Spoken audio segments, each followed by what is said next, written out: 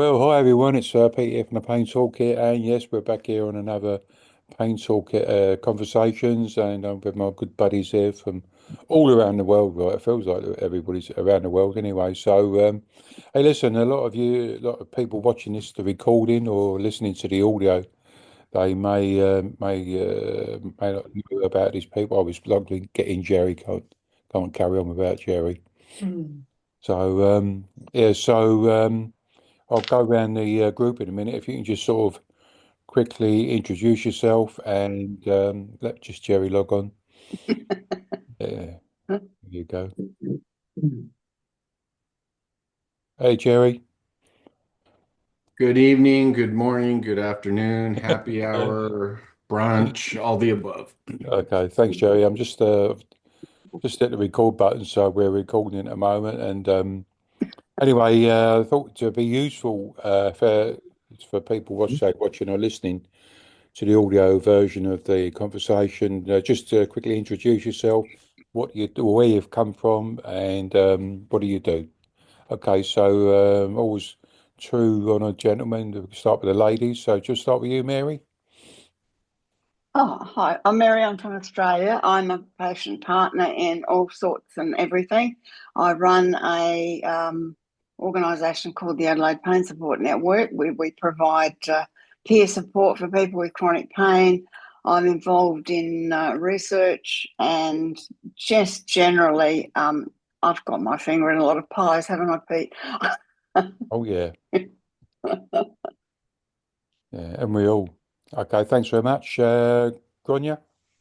Yeah, so I'm Grainne. I'm from Norfolk in England, and I'm a specialist pain management physiotherapist working in an NHS pain clinic. But I also work as a pain coach for people to support and advocate for them doing self-management and bringing back quality to their lives. Thanks, Susan. Hi everyone, I'm Susan Reed Schellinck. I'm an occupational therapist. I'm from Nanaimo, BC, the very far western of Canada. And yeah, I solely work with people with chronic pain and do a lot of great work with, like Mary said, a lot of different thumbs and pies. Okay, thanks, Helen. Hi everyone, good to be with you again. Helen, I am down on the east coast of South Africa. I'm also an occupational therapist working only with people living with pain through individual work and group work. And I'm also privileged to be involved with our Pain SA, which is the local chapter of the International Association for Pain. So just wonderful to have that sort of personal contact with people living with pain, but also be involved in some bigger picture stuff as well. Thanks, Helen. Dave. I presume I'm the only Dave. Hi, Yeah. I'm Dave. I'm a pain physician in Atlantic Canada. So on the other side from our colleague there. So when I'm not working in pain medicine, I'm an anesthesiologist, and I also direct an organization called the Atlantic Mentorship Network for Chronic Pain, Mental Health, and Addictions with Pain BC and Pain Canada, and I'm on the board of directors for the Canadian Pain Society. Thanks for having me, Pete. Dave. Thanks. And last but not least, Jerry. Hello, excuse me, Jerry Durham from the US. Um, yeah, I don't want to tell where I'm from right now. Um, Yeah, where was you back? Whereabouts you from, Jerry? yeah, I'm from the United States. Hmm. Hmm. Yeah, with all my Canadian friends. I keep reaching Yeah. out to all my Canadian friends to make sure I'm still good with you all. So I think I'm still in good standing. Um, We'll I charge am you a a tariff for being here. Yeah, I know, dude. One terrible way. God. Oh my Lord. Um, Physio by training, and currently my business is called the Client Experience Company. And I guess the way I could say it is I'm trying to get healthcare practices, healthcare systems, healthcare businesses to understand that focusing on what's best for the patient is actually best for their business. And doing that further upstream, doing that way earlier in the journey, think everybody's heard my bias here. Waiting for people to be in front of the provider to try to solve problems isn't the way to solve the problem. So my company tries to do the work, tries to build out the systems and help people to understand how we can do this earlier for the people we serve. Well, thanks, Jerry, and thanks everybody for introducing yourself. And for those that don't know me, I'm Pete Moore from the Pain Toolkit, and currently not for sale. So you can just put that out there. And but I'm ready waiting for to be invaded or sometime. Anyway, listen, let's not get too political. So on this conversation, I gave it some thought a few weeks ago, really, on what be perhaps our theme. We can even divert off the theme if it normally it can happen that way as well. But what is, really I was thinking about, it seems that when I do talk to other health coaches, pain management dudes and whatnot, they're they very rarely tell me about the good, the not that the challenges they don't have. Like, it just seems that they all have challenges about how we go about our ways and etc. And really, I think as I'm finding out, meeting you guys, like you, we seem to be on the other side of that line, where we've met these challenges and perhaps we've stepped out, the line isn't there anymore. Like, we just sort of seem to get on with it. But I was just thinking, say the other week, like what have if we talk about the challenges that we perhaps may have challenges now, or we've had in the past, but how you got over them, that may help the other healthcare professionals and coaches, etc., and self-managers, how they, by hearing about your experiences about the challenges you had over the years and how you've solved them, etc., may help them. But you may be going through challenges now, etc. And I haven't, if I just quickly start off, just sort of get the ball rolling, really. I think since been working in pain self-management over the years, it's not been challenge free. It's certainly not. And I've met what I call the blockers, who try to sort of block my way, etc. And I've had to find a way around them, or people just don't get what pain self-management is. Um, uh, and funny enough, I just remember that I won a with an organisation I was working with when I worked in the NHS. Like, I won I suppose, like, mini award, really, for getting round, I suppose, being a problem solver, because meeting the challenges, that whenever I was seemed to be blocked, or there was or a door was slammed in me face or whatever, just to trying to get pain self management on the map, etc.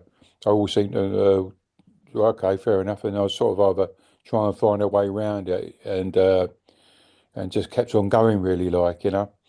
Um, but yeah, I just want to hear from you guys. I mean, what have been your challenges throughout your careers?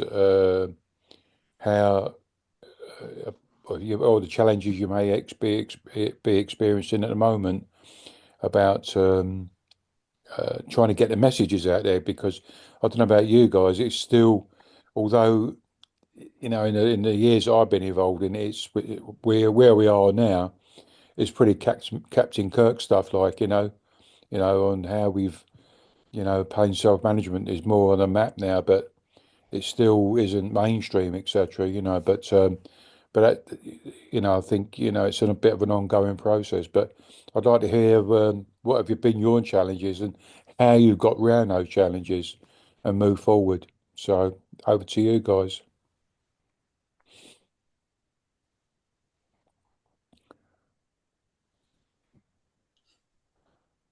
I'm going to defer to the allied healthcare colleagues on the call, because I think that they have a better finger on that pulse when it comes to self-management and seeing patients and barriers to that, more so than myself. as a solo clinician in a clinic. Yeah, I'll go ahead if that's all right. Thanks for the assist, though, David. I appreciate that. Yeah, so this was a while ago now, probably 2010-ish, and I started working at a pain program, a tertiary pain program. So people, well, we had anesthesiologists, OTs, physios, the whole gamut. The first step we decided was pain education and self-management. So giving some key tools, get an understanding of pain. Now, this was a time when this was not popular. We had a lot of kickback. We had a lot of kickback from the physicians that were referring people. And our poor clerks had so many phone calls. My doctor says I don't need to do this stupid education stuff.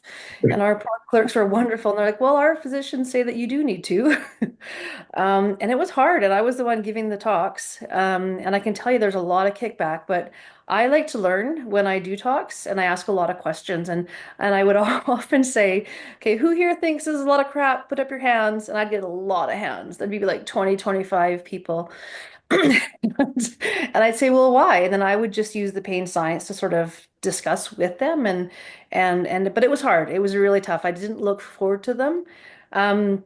But we persevered. And over time, what happened was our clerks noticed that out of every 20 people that were invited to the pain program and did the pain education, 2 out of the 20, when they were phoned for their physician's appointment, said, no, we're good. I'm good. I don't need the physician's appointment anymore. And these are the people that, that meds didn't work for them, movement didn't work for them. They tried all the stuff prior, waited a long time on the list, and then said that they were good. So I'm not sure that I have how we did it. I think the GPs finally bought in a bit, and that helped. And I think just perseverance and really doubling down on the pain education. And after quite some time, I was still asking who thinks this is crap. And after about a year or two, people would respond with, well, no, actually, I came here mostly for this. My doctor says this is the stuff that I need. So I think it's more of a shift maybe, and that education and perseverance worked. But yeah, I don't really have certainly any solutions of what we did, but I think just keeping on. Yeah, thanks. So that's interesting. Sorry, if I can just comment on that, Susan, it's interesting. The Toronto Academic Pain Unit, or TAPME, a large, outfit here in Canada. Patients can't be seen in that unit without first, going through an education program. And once and only when that's completed will their referral move on to the next step, right? So I think, as part of that step care model, it's becoming more mainstream and accepted, right? And when patients, who are motivated, see what those programs can do for them, it's changing. We know that, all the pharmacotherapy or, nerve blocks, we can do all these and they're great for some people, but we know that the most effective intervention is psychologic and educational for these patients, right? In terms of outcomes. Yeah. And if I can add, actually, one of the challenges we had doing this is that I would say certain things. For instance, when I was explaining the sympathetic and parasympathetic nervous system, I use a lot of stories. I say, let's pretend dinosaurs came in here. What would your body do? And I'd go through all the changes in the body and whatnot.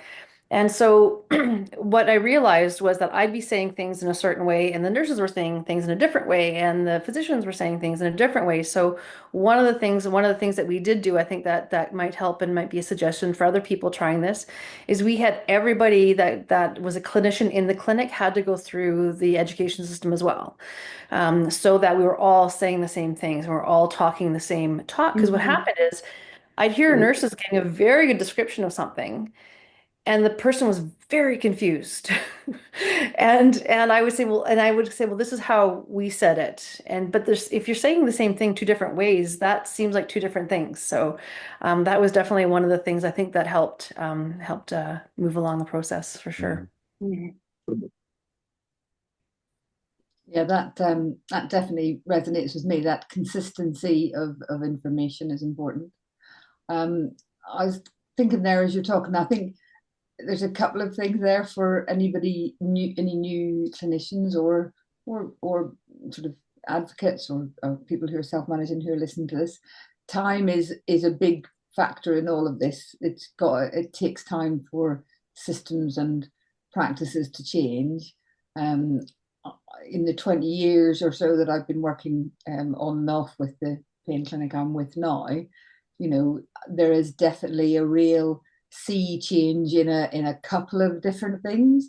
The acceptance now of both majority of clients coming to see us and in the majority of clinicians referring to us, the acceptance of the reality and validity of the psychological impact of pain is much more openly talked about in a positive manner now, in terms of framing that to get support. So even 10 years ago, if you mentioned, would it be useful to talk to one of our psychologists, there would be a lot of pullback in terms of, are you saying I'm mad, or you're telling me the pain's all in my head, that it's not real, sort of thing. And now, whether it's with the sort of international, much more discourse about sort of mental health and about the link between mental health and physical well-being, through social media or whatever else, it's kind of much more accepted now, and you get more and more people that come in almost, that's one of the first things they want to talk about, which is really good. But then there is also a shift now to actually people being referred to us for, we want people to come to you to go through all of your pain management education and sessions and things like that, as opposed to in the past being referred for medical interventions, or that's what's being suggested to them. And then we're having to fight from the start.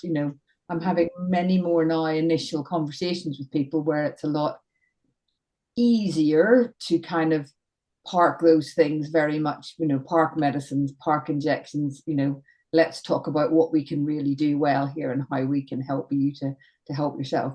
Don't get me wrong, there's still long ways to go, and there's still, odd things where we get people referred specifically for things that isn't appropriate or whatever else. And there's still people who aren't ready to listen to that and engage with it. But there's definitely been a change over time with that. And I think that's really positive.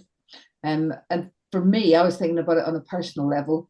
The thing that's really sort of changed for me over the years, I think, is my confidence and comfortableness of sitting with the uncertainty and the knowledge that I don't have a fix and I don't have a cure, and my ability to sit with that and to then sit with the person with that, and kind of acknowledge that and talk about it, and not feel that desperate need to try, and which a lot of clinicians feel, that they're under a position of pressure, that they've got to find a fix or a cure. And so for me, that was a real turning point in terms of feeling, I'm going to sit with you, and I'm comfortable with the fact that I don't have all of the answers, but that I'm going to try and help you to help yourself. So yeah, that's what it is for me. Thank you, Grainne. I think that as the science has become more widespread and more people know about it, that the education side of things is better. I know that all of our pain clinics here, I can speak for my own state, and I'm pretty sure it's much the same in other states.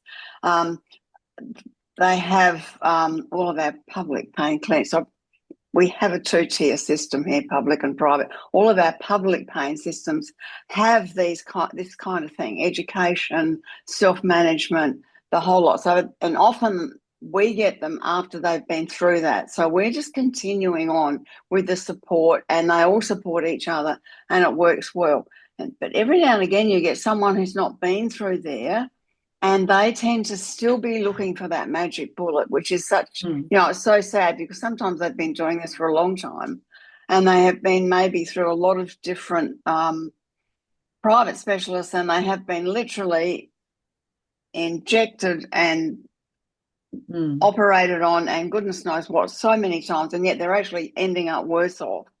So what we do with them is we sort of gently show what we all do, and quite often they'll actually get into that and try that and find out they're actually getting somewhere. And if they don't, they just leave. So that's the best that we can do. But there has been a shift. But for me, who's impatient, I think I just wish things would move a bit faster, because I think we all know there's an answer out there, and it would be really great if things just moved along that bit faster. Yeah.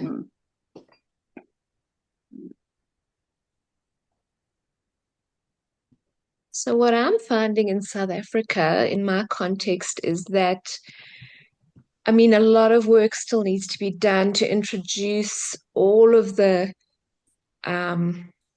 self-management strategies, all the non-pharmacological approaches to pain, everything you've spoken about, education, all of these other things. But what I'm finding is the problem is that even practitioners who know about these are still treating them as add-ons to other things that happen as well, and are still, so it's almost like people are referred to myself and other rehabilitation professionals to now get the self-management side.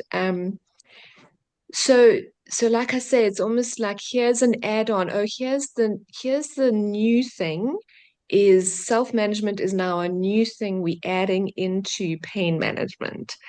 I hope I'm explaining this well, but my sense is that we really need to move away from seeing self-management as a bunch of strategies of things you can do yourself, to reframe it as this is the whole way we're trying to go. This is how we're trying to change the way someone lives their life. So for me, it's the difference between saying, here are self-management strategies you can do, to here's a new way to live your life. And I know that's quite a big shift. And we've probably got to start with just at least, here are strategies, here are things you can do yourself. But if we only stay there, what I'm seeing happening, like I say, is that people get referred to add a few more things to the list of things that they can do for their pain, rather than seeing this is a new way to live your life.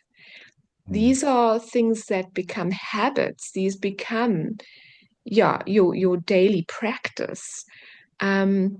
Just the other day, I was having my very first conversation with a new person, and she actually said, I've got all these things that I do at the start of my day for my pain, and then I get on with my day. But these things I'm doing for my pain are getting in the way of my day.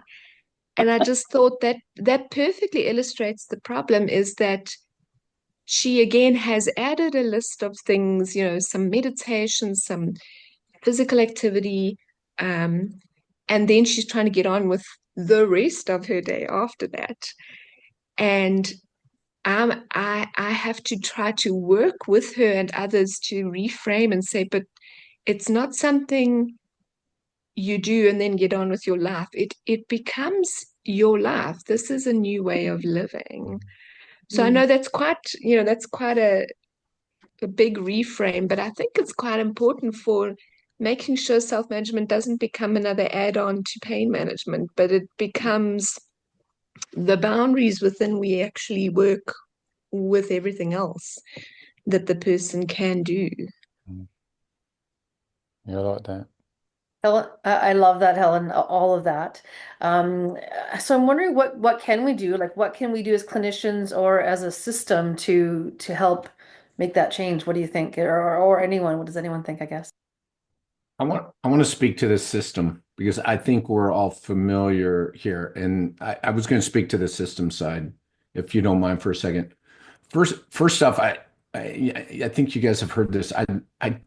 The change is not going to come from inside this system, right? So I think we could all agree on that. It's not going to come from inside this system. I'm listening to what everybody shared, and there's all these awesome stories, and I still am a big believer that the Pete's, right? And this is why I'm here. I'm not here because of the system. I'm here because of Pete. And I've seen Pete share, and I've seen Pete grow this thing, and I'm like, Pete's onto something. Pete's onto what I call a solution, right? Whatever that means, for people that have pain issues. I'm like, this is interesting. And the more I listened to Pete and his story, the more I believed in it. And if that would have come from inside or some marketing campaign from a hospital, I'd have been like, it would have been dead in the water the second I saw it. So I really think that the drivers are the people, right? Susan, you shared those two people, right? And those first two people, that's where that snowball started. I said, that's my take from it. So the system is going to come from the people sharing their stories. I mean, it's as corny as it sounds. That's what I believe. And then because the system in the States is incentivized in exactly the opposite way, and we have to own this, right? In the States, right? The system in the States is incentivized to make Mary, when she calls, wait 2, 3, 4 weeks to show up in the office, to see the provider for 8 minutes and then leave. And we all know that's part of the problem. And so a big part of the system in the States is nobody's incentivized to, right, currently, as that example David gave, to do a stop at the education program before they have to come to the office. So that's my take on the system in the States. It's incentivized to do exactly the opposite. Yet I still believe, and I preach this every day here, that if we truly want change in the healthcare system, it has to come from the users, the patients. It can't come from us, the providers. So that's my take on the system. And those people we serve, the Pete's, are the most valuable asset we have. It's top. It's top. There's nothing else. There's no magical provider who has 8 degrees and travels the world and trains everybody else that can have the impact on the system that a Pete can. We need more Pete's. And that's what's growing here. So that's my take on the system. So while I hear that, Jerry, I do wonder if it's not a chicken and egg thing, because if so many people living with pain don't know what they can do for themselves, they can't speak, or they can't seek that out maybe, or advocate for it. So I suppose I'm going back to the same idea of partnership again, of how we need champions on both sides of the partnership. I think the hospitals and the systems need to partner with the Pete. So I agree fully there, Helen. And you're right. It is because if you call the current system, they're going to schedule you for an appointment, right? I mean, let's face it. So, right. So yes, the system, but there is no incentive right now. It's changing. It is changing. It's changing in my lifetime. Yet the partnership needs to be with the Pete's. I agree with you, Helen. And the partnership needs to be, and there is this conversation. I see it on LinkedIn. I don't know if you see it, Pete, but there is a conversation of more patient activity in building out systems and building out process, not just conferences, right? But being on the boards. That's where that partnership, you're right. In the States, again, I'm speaking to, they have to be in the boards. They have to be in a decision-making, influencing role, right? Not just speaking to the right and speaking to the public. So yeah, I'll stop there. But that's where the change is going to come from. And I'm going to die chanting that, because it's got to come. The partnerships, all of it has to come from that. I call it end user, the Pete's. Sorry. You are so spot on, Jerry. I've actually said this last night to someone. I said that it doesn't matter what it is. It doesn't have to be pain. Any discipline at all needs the people who it affects involved in anything that is being planned. What is the point in either researching or planning a program or planning anything at all without the actual people who are experiencing whatever it may be involved? I'm very lucky here in that I'm very much partnered with one of our pain clinics, all of them in a way, but one of them in particular.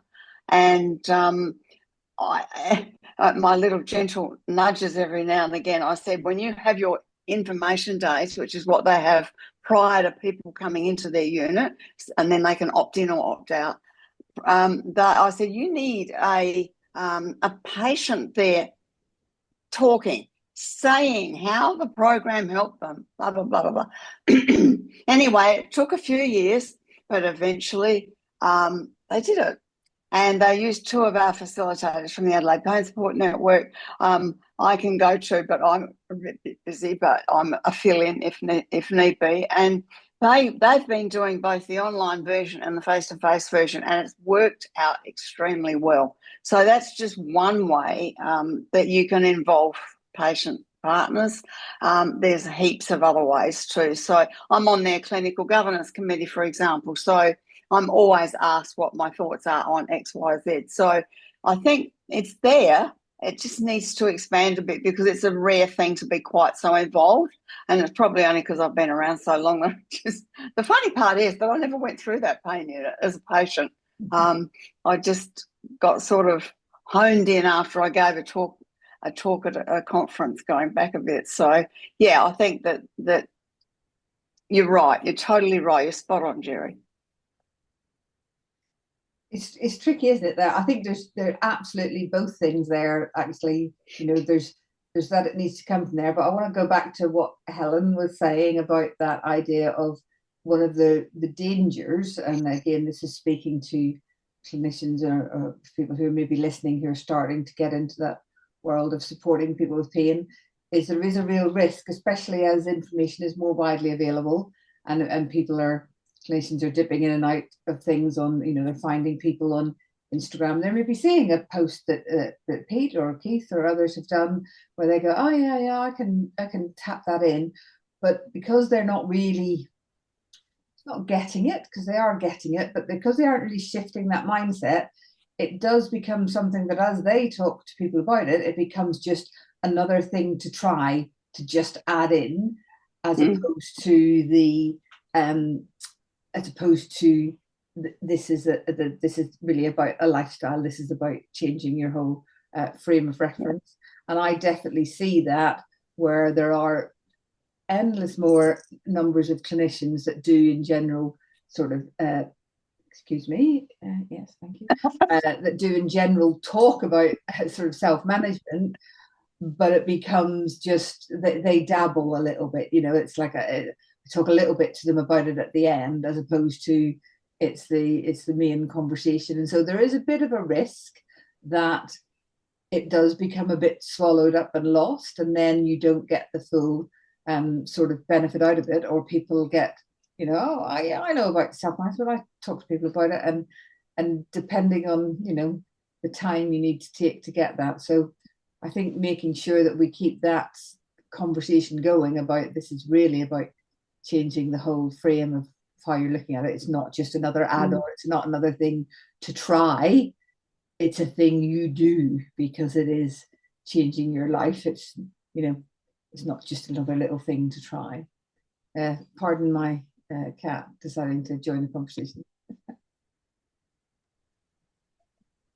So maybe something small that can be helpful, and I do a little bit of this, is sharing those kind of testimonials on online. So every now and again I'll post a little quote on just my own social media platforms on what someone living with pain has said, having sort of gone through either a group program or having learned some things. And I try and pick those quotes that are a little bit more about a new way of living, or a new the impact on function, or the impact on daily life that self-management has had, just to, I suppose, move away from that isolated so this is what physical activity did for me, or this is what meditation did for me, or those are still important to mention because people need to, I think, know what constitutes some of the evidence-based strategies that form part of self-management, but trying to reframe the whole idea. I think something that maybe hasn't helped is that we've given this a name, like self-management. But I think we've had to. I think it's a necessity because we're trying to distinguish between things. But going forward, somehow we need to, and I don't know how we do this and what it could be, but we somehow need to change the terminology so that this isn't this additional thing and this other thing. It becomes the organizing principle of pain management. I don't know what we call it, but the fact that we call it self-management just makes it seem like another thing as well. I don't know if anyone has any inspired answers to that problem. I'll tell you, I'm not sitting here listening to her. My head's all over the place, really, with it's listen, where we are now, as I said earlier on, we're pretty much, it is pretty, where we are now is quite far forward from where we were 30 years ago, you know. And I was sitting, I know, as you know, I was in a driving school game, and I'm sitting here thinking, well, it comes back, don't know why it is, but it keeps coming back to driving, because for us to be allowed to drive, we have to go learn about how to drive, how the car works, how all the pedals work, and how to use the mirrors, etc. And knowing that whether you will have a country you live in, where you drive on the left or the right, and you have to pass a test. And so, in other words, it's pretty much standardized. You know, that even if I went to Canada, or I was, we here we drive on the left, so we've got to realise, yeah, we drive on the right in other countries, some other countries. But the thing is, I've passed a test that enables me to go anywhere I want really in the world. But it seems that in healthcare, pain management, self-management, it isn't standardized, no one, everybody sort of, I always remember a Canadian doctor saying to me once that they never learned anything about self-management. It was something they expected that to learn after they got into practice, etc. And so that really screamed at me, really, because I think it's not standardized, and yet what I'm hearing here tonight is that it's still very fragmented. It's still little, I call them post-it notes, sort of thinking. Post-it note healthcare. Perhaps what should we do here, and what should we do? I need to remind myself about this, that, where it's not standardized. And to me, it's the way forward, I suppose, for next generation, you guys, really. It's how you standardise it more, so it becomes more integrated within general healthcare and not as an add-on. It's not. It's too, I was sitting here thinking as well. When I go down the gym in Monday through Friday, and I get there early in the morning. I'm one of these 6 o'clock in the morning jobs. But I'm really getting shocked how many younger people now are coming to the gym, And I asked them, I say, what's in it? It's healthy, Now that when I first started going to this gym, along the way for me, there was only 8 of us. January the 8th, we used to call ourselves the 6 o'clock club. And there was there's a couple of younger people, but now younger people there's something changed where they're realising that to go to the gym is a good thing to do. And I'm trying to find out from them what's shifted their mindset, that going to the gym is now becoming their habit, because they're not just sure in January you get the newbies, like the New Year's resolution people, and we always think about running a book on them, who's going to last, who's going to be there in February, sort of thing. But genuinely, the younger people are turning up now, and they're staying around, and I'm trying to find out from them, well, what's shifted their thinking, because why aren't they in bed still? What what's going on there, and but the messages that we're coming out with, why it needs to be, as Helen says, not as an add-on. It's got to be more standardised, like learning to drive. So, and so Susan said about the education part. why, this is an old, one of my things I'm still battling with is why aren't the medical institutions including self-management or whatever you want to call it within their a doctor's learning or a healthcare worker's learning? Why has it got to be something that someone going to work in healthcare? Why does it have to be something they learn after they've done their training, etc. And the thing is, I don't think I know, Sherry, you say we people like myself, Mary, and Keith and Joe Belton's, about the shift in the messages, but we just at the moment I still feel we're very lonely voices. Like we haven't got that influence like you guys have, like the clinicians, the healthcare workers. We haven't got that because we're called the patient still. Is that we haven't got that influence to change things from above. So where the health school the medical schools changed the way they do things, and how like here with the Department of Health and Social Care, why it has to become like a directive that now this is what we do so that we get people more healthy. Here with our NHS, it's not a proactive organisation, it's a reactive where they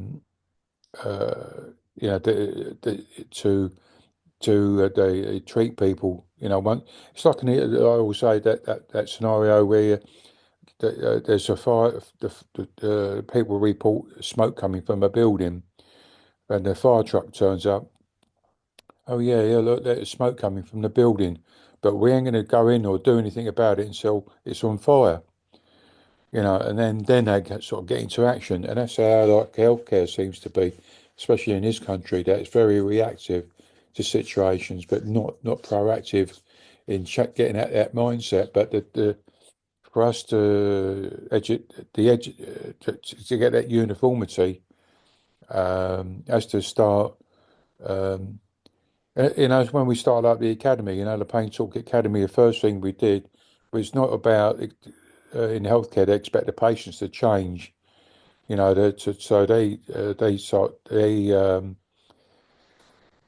that was sort of seemed to be the mantra of but the pain, we need to change the patients, but for us it was the other way around. We had to change the healthcare workers' perspective, and that's why we first developed the healthcare professional course, and then we added on the patient one, so but now they're both singing from the same hymn sheet, sort of thing, So anyway, I'll turn it over to you guys again, but there is change, but I think there's got to change. The patients have got to change, but for us to change, it's got to, I think, start from you guys first, That's so funny. That's exactly the opposite of how I think. That's all I'm going to say. It's so funny being in it and get in it for 30 years. I don't know how long you've been in it, David, and Susan, but being in it, Grainne. I so much of what you said, Pete, there's so much in there and so much takeaway. And I want to go to your guys in the gym or people in the gym thing. Is I think in the States, there is and this is a good thing. And this is all current administration aside, seriously. There has been a shift of not trust. There's finally, I've gone through this wave, and this is the thing. I've been on the front end, and I learned more on the front end, right? I still listen to phone calls every week, right, for my clients. So I still get to hear people calling in, which I still think is more valuable than the feedback we get when they arrive, right? And I just promise you, the expectations and the conversations and the questions in the States of the people calling a healthcare provider is, like you said, 30 years, it's changed. We're in the weeds, but it is changing every 6 months now. And people are expecting less of the system. And so therefore they ask, I believe, better questions. And it's the questions they should have been asking 5, 10, 15 years ago. So this is again where I think there's a groundswell building. And again, current administration aside and all the policies in the States, there is a groundswell building of people going, the system isn't working. And I'm like, oh my God, finally. Right? Because us on the inside have been just bolstering it up. So back to what you said about the people in the gym and things like that, Pete, I hear that in the phone calls, right? Wait, why do I have to come in for a visit? I love when people ask that question. It really challenges the office to go, oh, do they? So just my takeaway on some of the stuff you shared, Pete. I agree 100%, Jerry, actually. And what you were talking there about different, I think there really is the start now of a generational shift in terms of and whether some of that is to do with the pandemic, which sort of changed everything in terms of how younger people feel about the world and what they have to do to look after themselves. I mean, obviously, there's extremes on either end of people who now won't do anything to do with conventional medicine at all, which is not necessarily the most useful way to go about things. But that idea of kind of like, well, hold on a minute, maybe doctor slash physio slash other person doesn't necessarily know best. And actually, I'm going to challenge this where I would see people of my parents' generation very much just, well, that's what the doctor told me to do. And that can only be a good thing. I had a guy today, actually, which was really lovely, a youngish man, but he was in his 30s, so not super young, but not super old, obviously, either, not like myself. He just said, look, I just want to get the green light to know that I'm not doing myself any damage to go to the gym and keep doing what I want to do. I've got back pain. I've had it now for a number of years.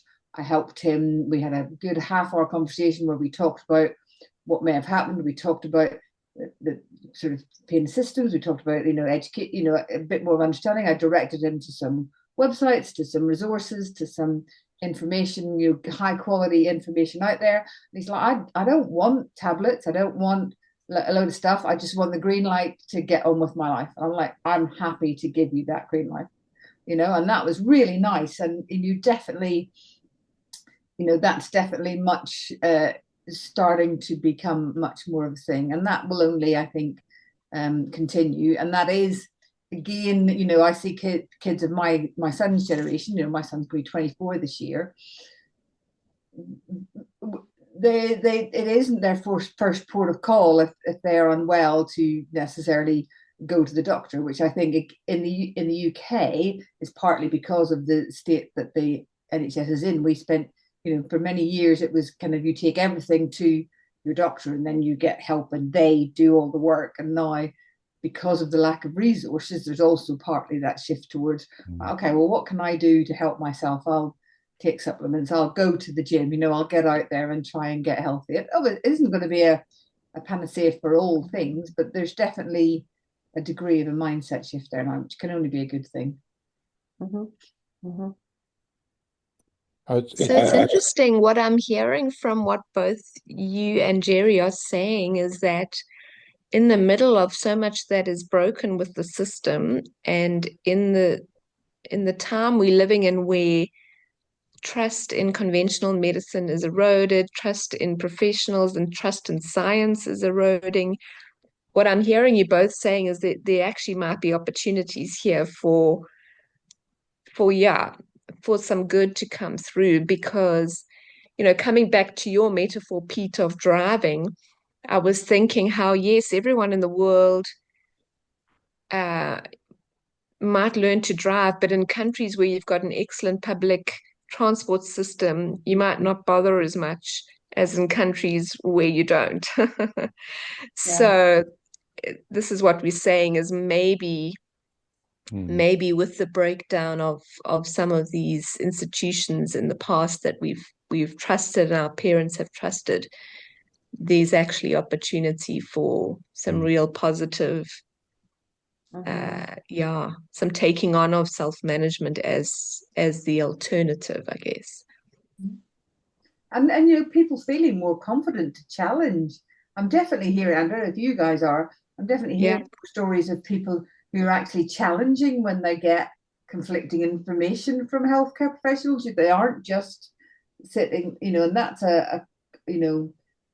can only be a good thing. They'll come to me and they'll say, well, look, what you're saying is really different to what somebody else has told me. Why should I believe you any more than what I believe, them, or vice versa? They'll kind of go, well, that, so they're learning to, and of course people can, there's the pros and cons of people being able to look up any amount of information online. And we know that obviously the danger is obviously if you Dr. Google everything, you go down a rabbit hole and it's all nonsense. But actually, people knowing that there might be other information out there and not feeling worried about challenging things can only be a good thing. Because if you are not just, if you're really speaking truth and you're really doing stuff in the best way possible, in the best interest of the person you're working with, you're going to want to have that open dialogue, and even if they're really challenging stuff that you know to be really good, their challenge to it can be a really interesting, as long as you're open and curious to why they're feeling like that and what sort of lies behind that, you can have that really good conversation. And if you're not prepared to do that, then they're not going to buy into what you're trying to sell them, and that will eventually take that person out of the marketplace, so to speak, eventually. Dave, can I ask you a question? Mm-hmm. How does it, you've been listening to all the conversation tonight. What's been like what's been the mate where you are?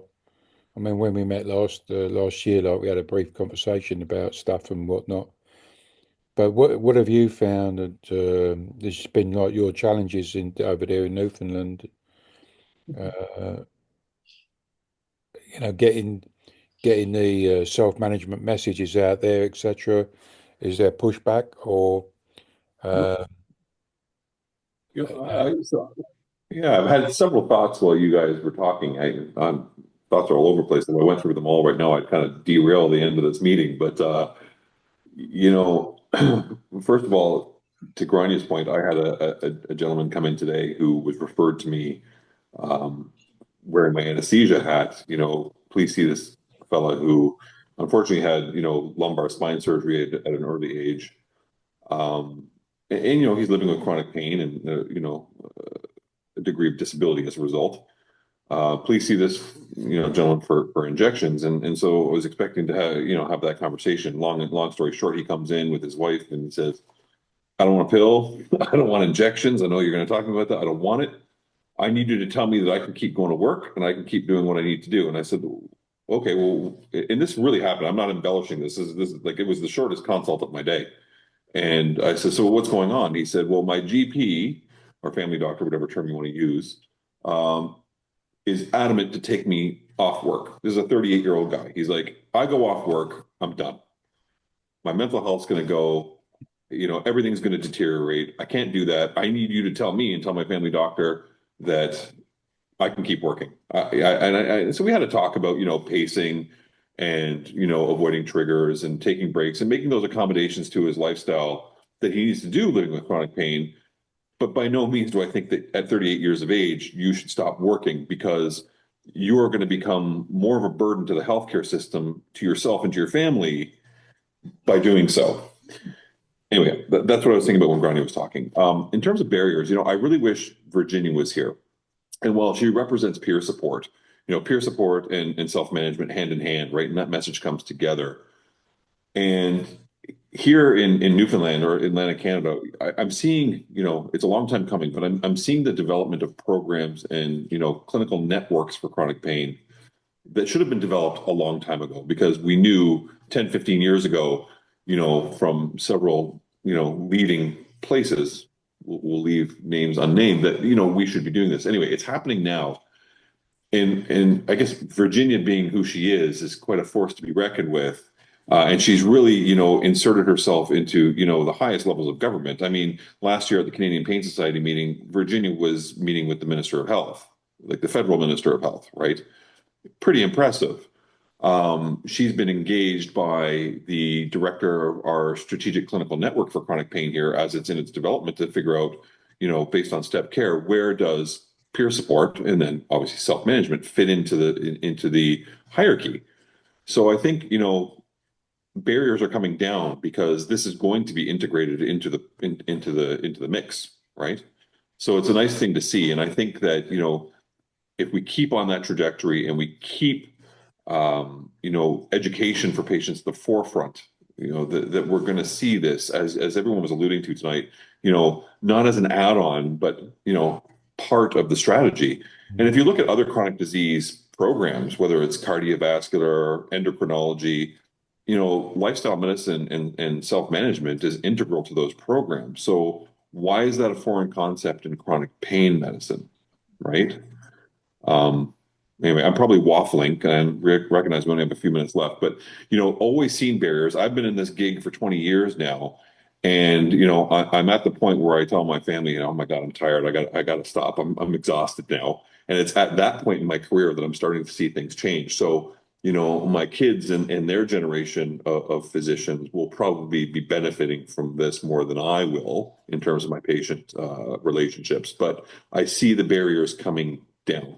So, thanks for asking me, Pete. Hey, listen. We've got a. So go on, Mary. Then I'm going to sort of. No, I was just going to say we've got a major barrier here. Like, I see what the Canadian Pain Society is doing all the time, and I know Virginia well, and I see what she does, and I'm just quite envious because we still have the Australian Pain Society who refuse to, acknowledge patients in any way at all. You can't become a member, you can't go to their congress, you can't do anything. That's if you could afford it. So Mary, I just don't that's know. really interesting. Mary, sorry, I don't mean to cut you off, but that's really interesting. No, that's because, fine. Go. We can't, like I said at the beginning, I'm on the board for the Canadian Pain Study. Like, we can't have a meeting, a congress, or a conference without patient partners, right? Like, it's understood, right? So, it'd be interesting to bring Virginia in on the next talk to maybe expand on this a bit more, right? Sorry to interrupt you. No, that's fine. I was basically finished. It's just something that I find very irritating. I just can't sort of understand why. Because we also, we who work at that level, we also need to learn.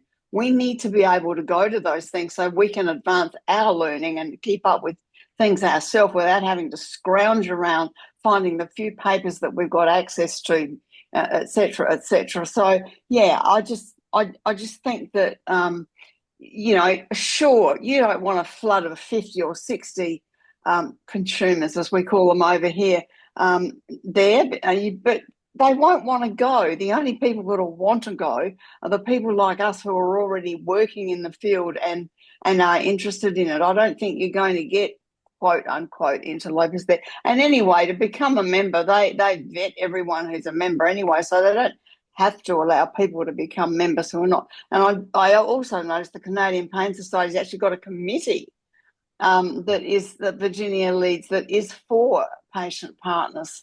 And I just think that's brilliant. Absolutely brilliant. I'll shut up now. Okay. Well, Listen, we're going to you should send the leadership of your Australian Pain Society to the annual CPS meeting, and they can see, how that works. So we're I coming. might suggest.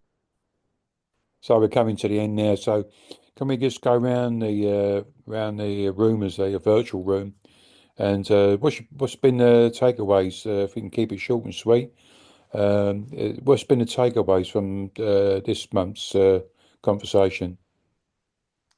The climate is changing in more ways than one. Obviously, there's general climate is changing, but I think people who use services are changing. They're asking more questions, and they're asking more of the right questions, and they are not just accepting things needing to be done.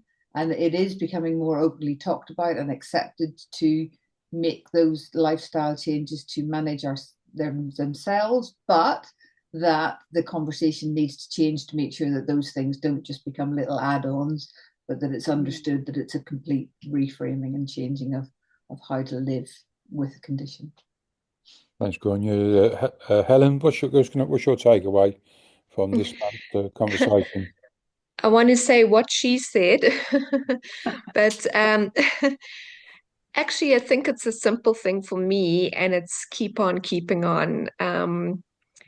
And maybe I'm going to add another one, which is as a clinician, I need to remain open and not become defensive and threatened, but continue to invite the input, the questions, the partnership of people living with pain, so that we do this together and we don't find ourselves on opposing sides. And Susan? Ditto with Helen. Yeah, I agree with both of those things. I think one of the things that it just struck me near the end, I mean, I've been with Pain BC since 2010, 2011. We've always had people in pain on our deciding, what this conference should be about or their perspectives. And I just realized you kind of think that's just where it is everywhere. So I'm wondering, like, do we then go to, instead of your national, like Mary, should you then go to the IASP and then see what they're doing with patient stuff and then bring that, I don't know how, like the idea of Virginia coming in, and that's a great idea. And I just think it's interesting how we have such similar challenges. And yet we can have very diverse sort of practice settings and situations. So I find that really, really interesting. Yeah, thank you. And Mary? Yes, what I want to say, and probably shouldn't, is that right now the IASP is not really, terribly active in the patient field. They were for 2 or 3 years, and now we're all just sitting there waiting for something to happen.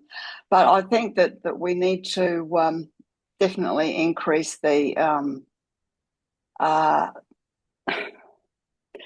liaison with patients, with everything. And I think that we are headed in that direction, and a lot of it's happening already, and we just need to probably make it a little bit more widespread, the same as everything else. The self-management message needs to get out there. And I think that Jerry's right when he said that it needs to be driven by the patients somehow, some way. Thanks, Mary. And Jerry? Well, Mary said I'm right, so I'm good. Two takeaways today. It's funny, the guy from the inside talks about more Pete's, and Pete says we need more people on the inside. So I agree, we need both things running parallel. So I want to agree with that. I do, and you're right. I'm just so jaded about the inside, and they should be running parallel. There should be education. Yet I'm going to put my caveat: the leverage is with the Pete's. That's all I'll say. The second thing is what Helen said is really my big takeaway. And I love the example of the thing, and God, we love our things in physio, man. And man, when she's like, oh my God, that's exactly what we've done, right? We've made it the new treatment, the new right service. And I love the lifestyle. And I think with the things I shared, as I'm thinking about, right, this groundswell and everybody's showing up at the gym, that it's the perfect time, Helen, and you went back to that this is the time to go, oh no, this is a lifestyle. And I think people are ready for that and ready to embrace that. So that, I always get excited when I leave these things. I do. I always leave here energized. So I know things are moving slowly, but with that, I feel like I've got more energy and a better conversation to have with people now. So thank you, Helen. Thanks, Jerry. Last but not least, Dave. Well, everyone said a lot. I think we're all on the same page. I think, the first thing that comes to my mind is, form alliances, right? Whether you're physician, nurse practitioner, allied healthcare professional, or patient partner, find those people that are like-minded and that you can form alliances with, and then advocate. Find the spaces that you can advocate in. Like Mary, be vocal. It's hard to be a single person, but when you have people banded together, approach the Australian Pain Society, approach members of government or leaders in the healthcare authority, and deliver that message, right? And advocate for that. And I think if you make those alliances, just as Virginia did, you'll get results, because in this day and age, you'll be heard. Let's just say, right? To be shunned out and to be ignored is just asking for trouble, right? Thanks, I Doug. will do that. Thank you. Well, thanks everyone. I'll have the last word a little bit. Is day at a time. Simple as that. Let's keep it day at a time. Keep moving forward, and we'll all get there in the end. We will do. Hey, listen, guys. Thanks very much for. It's been a brilliant conversation as usual, and it's put a lot of wind in my sails as usual. And I'll see you all again on another Pain Toolkit conversation soon. Take care. Stay safe. See you now. Ciao. Thanks, Bye, everybody. Good night. everyone. Good night. Good day. See ya. Bye. Bye. Ciao.